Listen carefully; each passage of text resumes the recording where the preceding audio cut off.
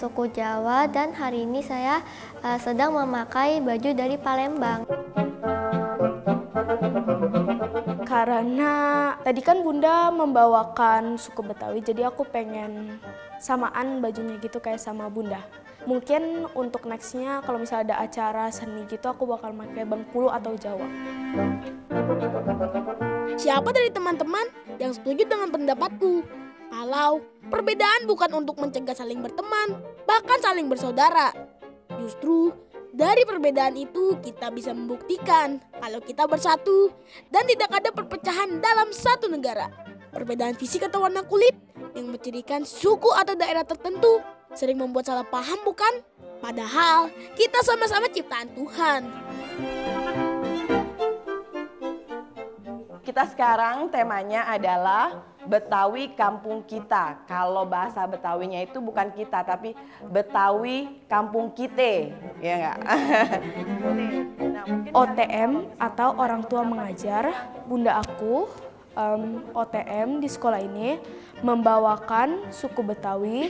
Jadi tadi dijelaskan kayak ada monumennya apa, ikonnya apa, makanannya apa, baju daerah atau baju adatnya apa, makanannya juga. Yang aku ingat adalah makanan khasnya, tentang baju khasnya, dan tentang Betawi.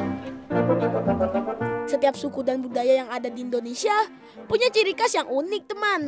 Contoh, hari ini kami belajar tentang budaya Betawi. Baru satu suku saja, sudah banyak keunikan-keunikan yang kami pelajari. Bahasa, pakaian, makanan, alat musik, sampai karakter masyarakat Betawi itu sendiri. Aku Rashid berasal dari suku Betawi. Ayah dan nenek berasal dari Bengkulu. Kakek dari Jawa. Di dalam tubuhku mengalir darah suku yang berbeda-beda. Aku saja yang berasal dari campuran suku merasa sangat bangga bisa memperkenalkan budaya Betawi ke teman-teman sekelasku yang berbeda suku. Aku tidak berhenti mempelajari lebih banyak lagi budaya Betawi.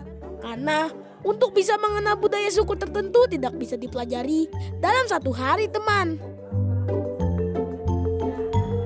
Orang Betawi logatnya itu seperti ada E-nya gitu. Aku bersikap toleransi kepada teman dengan perbedaan itu karena Bhinneka Tunggal Ika. Berbeda-beda tapi tetap sama. Menghargai agama orang lain bukan membuat kita lupa siapa diri kita, teman. Justru kalau kita semakin mengenal, kita semakin tahu cara menghargainya. Di bangku sekolah inilah aku mempraktekkan Bhinneka itu bersama agar sekolah kami bisa menjadi penggerak untuk sekolah yang lain.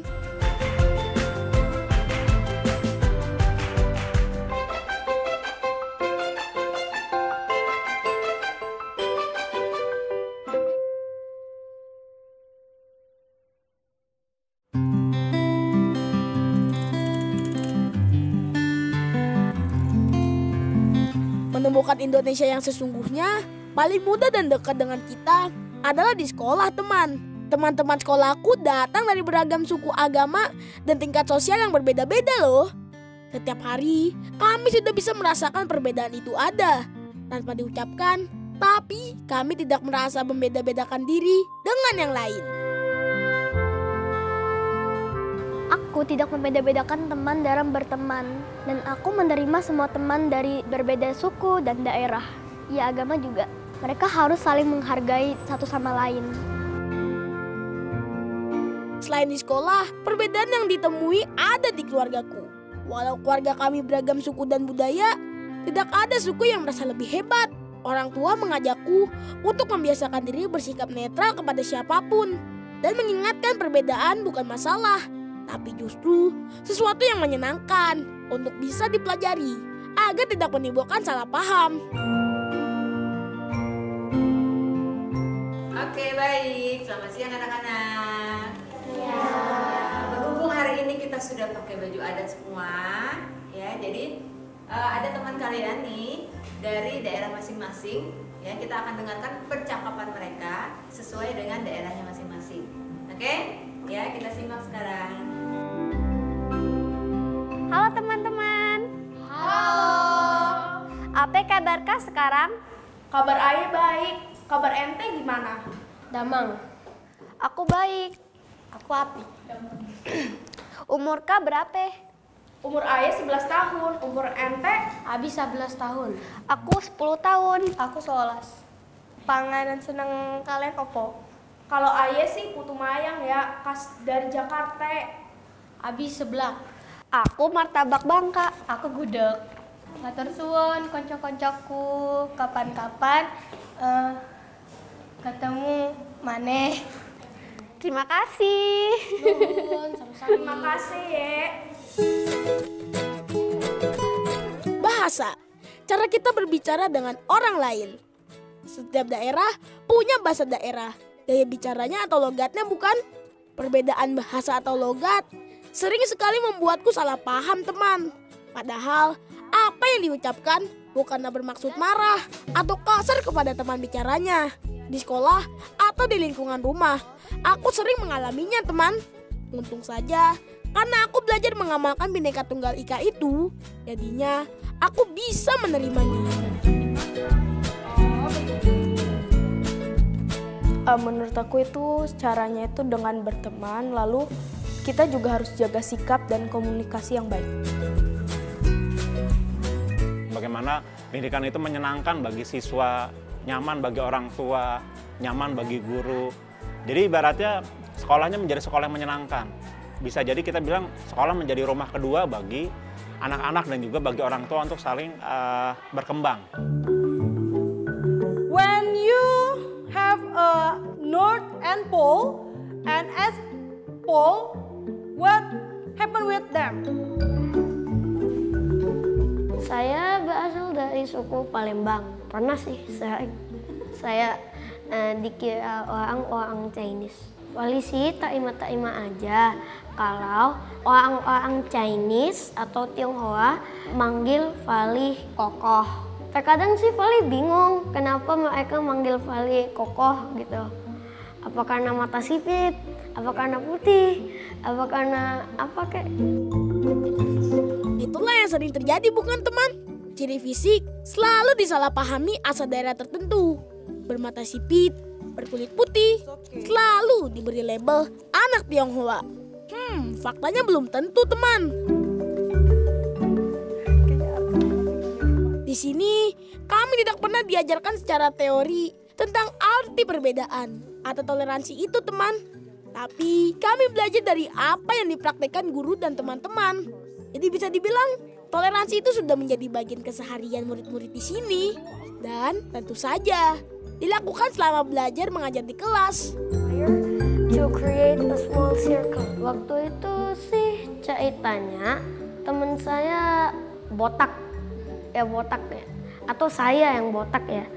Nah terus Vali nasehatin ke teman saya agar tidak saling mengolok-olok. Kalau misalnya mereka mengolok saya nasehatin agar nggak mengolok yang lain jika mereka rambutnya aneh atau botak. Yang sering menjadi masalah di sekolah, waktu kita melihat ada teman saling mengolok-olok atau mengejek orang lain. Agar masalah selesai dan semua berdamai, kita harus mengerti kenapa teman kita sampai mengejek orang lain. Kita juga tidak boleh memihak. Aku pernah punya pengalaman itu dan saat temanku membuli temanku satu sama lain, aku berusaha mendamaikan mereka dengan perkataan Bhinneka Tunggal Ika, yaitu berbeda-beda tapi tetap sama. Ya, seringkali aku menemui pertengkaran dikarenakan perbedaan.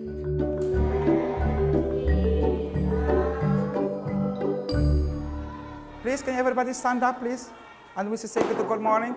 Stand up, please. Hi. Hi, everybody. Good morning, guys. Okay. Okay, how are you?